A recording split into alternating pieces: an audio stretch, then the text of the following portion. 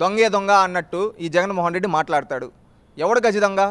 14 ఏళ్ళ ముఖ్యమంత్రి, 1978 నుంచి ఇప్పటి వరకు అనేక సార్లు ఎమ్మెల్యేకి గెలిచాడు, అనేక సార్లు ముఖ్యమంత్రి, ప్రధాన ప్రతిపక్ష నాయకుడిగా ఉన్నాడు. ఈ విధంగా అనేక పదవులు అనుభవించిన ఈ రోజుటి వరకు ఒక్క అవినీతి ఆరోపణ లేదు. రాజశేఖర రెడ్డి గారు బతుకుండేటప్పుడు రాజశేఖర రెడ్డి గారు కావచ్చు, జనార్దన్ రెడ్డి గారు కావచ్చు, కన్నా లక్ష్మీనారాయణ గారు కావచ్చు, లక్ష్మీ పార్వతి గారు కావచ్చు, వైఎస్ విజయమ్మ గారు కావచ్చు, ఈరోజు వైఎస్ జగన్మోహన్ రెడ్డి గారు కావచ్చు, ఎంతోమంది అనేక కేసులు వేశారండి చంద్రబాబు నాయుడు గారి పైన.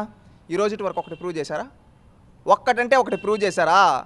ఈ రోజుటి వరకు ఒక్కటి కూడా ప్రూవ్ అవ్వలా. అంతెందుకు, మొన్న కూడా స్కిల్ డెవలప్మెంట్ కేసు, ఈ కేసు ఆ కేసు అన్నారు కదా, దాంట్లో ఈ రోజుటి వరకు ₹1 తిన్నాడని ఆధారం చూపించలేకపోయారు జగన్మోహన్ రెడ్డితో ఉండే వ్యవస్థలో చూపించలేకపోయారు. అంటే చంద్రబాబు నాయుడు గారు ఎంత నిజాయితీగా బతికారో అర్థం చేసుకోవచ్చు.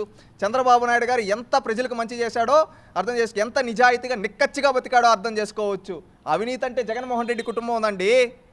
అవినీతి అంటే జగన్మోహన్ రెడ్డి కుటుంబం ఉంది. చంద్రబాబు నాయుడు కుటుంబం నీతి నిజాయితీగా బతికారు, విలువలతో బతికారు, విలువల విశ్వసనీయతతో. అందుకని ఈరోజు ఎంతమంది ఎన్ని కేసులు పెట్టినా సింహంలాగా నిలబడి మేమే తప్పు చేయలేదు, మేము ₹1 కూడా అవినీతిగా సంపాదించలేదని ఛాలెంజ్లు చేస్తున్నారు. అది వాళ్ళ యొక్క కమిట్మెంట్. ఈరోజు జగన్మోహన్ రెడ్డి ఎందుకు మాట్లాడ్డు? తనపైన కేసులు ఉన్నాయి కదా, నాపైన ఇవన్నీ ఎందుకు మాట్లాడలేకపోతున్నాడు? తాను తప్పు చేశాడు, తాను అవినీతి పరుడు కాబట్టి మాట్లాడలేకపోతున్నాడు. చంద్రబాబు నాయుడు తప్పు చేయలేదు కాబట్టి ధైర్యంగా మాట్లాడుతున్నాడు. దేవుని మాట్లాడుతున్నాడు. ఎవడొస్తాడో రండి, నేను రెడీ. లోకేష్ గారు ఏమన్నారు? మా కుటుంబ ఆస్తులు మేము ప్రతి సంవత్సరం పెడుతున్నాం, మేము ఎక్కడెక్కడ ఏ విధంగా వచ్చింది నేను చూపిస్తా. Open challenge. జగన్మోహన్ రెడ్డి ఎందుకు చేయలేకపోతున్నాడు ఛాలెంజ్? ఈ రోజు వరకు కూడా కావచ్చు. జగన్మోహన్ రెడ్డి గారి పైన 2009 నుంచి కేసులు పెడతా ఉన్నాయి కదా, ఆ రోజు నుంచి ఈ రోజు వరకు నా ఆస్తులు ఇంతని ఎందుకు ఛాలెంజ్ చేయలేకపోతున్నాడు? ఎందుకంటే వాళ్ళు అక్రమంగా సంపాదించారు కాబట్టి. చంద్రబాబు నాయుడు కుటుంబం నీతి నిజాయితీగా సంపాదించారు. ఇంకొకటి అంటారు ఏమన్నంటే హెరిటేజ్ అని. హెరిటేజ్ అనేది 1990లో చంద్రబాబు నాయుడు గారు ముఖ్యమంత్రి కాకముందు స్థాపించింది. ఆ రోజు నుంచి ఒక్కొక్క మెట్టు ఎక్కుతూ ఈరోజు ఇంత స్థాయికి వచ్చింది. ఓవర్ నైట్ సాక్షి న్యూస్ పేపర్ పుట్టినట్టు పుట్ల, ఓవర్ నైట్ భారతీయ సిమెంట్ పుట్టినట్టు పుట్ల. అది తెలుసుకోమనండి. ఎవరినైనా మాట్లాడేవాడు ఎవడైనా కానీ. చంద్రబాబు నాయుడికి ఒక ఇల్లు ఎక్కడుంది? హైదరాబాద్లో ఉంది, సొంత ఇల్లు. ఇంకొకటి ఇప్పుడు కుప్పంలో కడుతున్నాడు, నారావారిపల్లిలో వాళ్ళ వారసత్వంగా వచ్చే ఇల్లు. దీన్ని బట్టి ఆలోచించండి. ఇల్లులు మాత్రమే ఉన్నాయి, ప్యాలెస్లు కాదు. గుర్తుపెట్టుకోండి, ప్యాలెస్లు కాదు.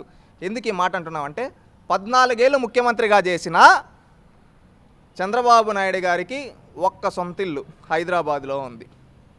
ఇప్పుడు కట్టుకుంటున్నాడు. తన శేష జీవితం కుప్పంలో గడప. ఆ విధంగా జగన్మోహన్ రెడ్డి గారి తండ్రి 5 ఏళ్ళే కదా ముఖ్యమంత్రి. 5 ఏళ్లలో లోటస్ పాండ్ అని ఒక ప్యాలెస్, ఇప్పుడు తాడేపల్లిలో ఒక ప్యాలెస్, పులివెందుల్లో ఒక ప్యాలెస్, కడపలో ఒకటి, బెంగళూరులో ఒకటి. ఇన్ని 100 ఎకరాలలో ఎలా వచ్చాయి? దానికి సమాధానం చెప్పమనండి. సరే, ముఖ్యమంత్రులుగా చేసిన వాళ్ళే అంటారు కదా, గతంలో ఎంతోమంది ముఖ్యమంత్రులు చేశారు ఆంధ్రప్రదేశ్ రాష్ట్రానికి. నీలం సంజీవ్ రెడ్డి గారి నుంచి మొదలు పెడితే మొన్న కిరణ్ కుమార్ రెడ్డి, పక్క రాష్ట్రంలో కేసీఆర్, రేవంత్ రెడ్డి వరకు ఎవరికి ఇన్ని ప్యాలెస్లు లేవు. మీకే ఎలా వచ్చాయి? మీదేమన్నా రాచరిక కుటుంబమా? ఎక్కడి నుంచి వచ్చాయి? దానికి సమాధానం చెప్పమనండి వైఎస్ఆర్సీపీ నాయకులని. Open challenge. అవినీతి చేస్తే తప్పితే ఎక్కడి నుంచి వచ్చాయి?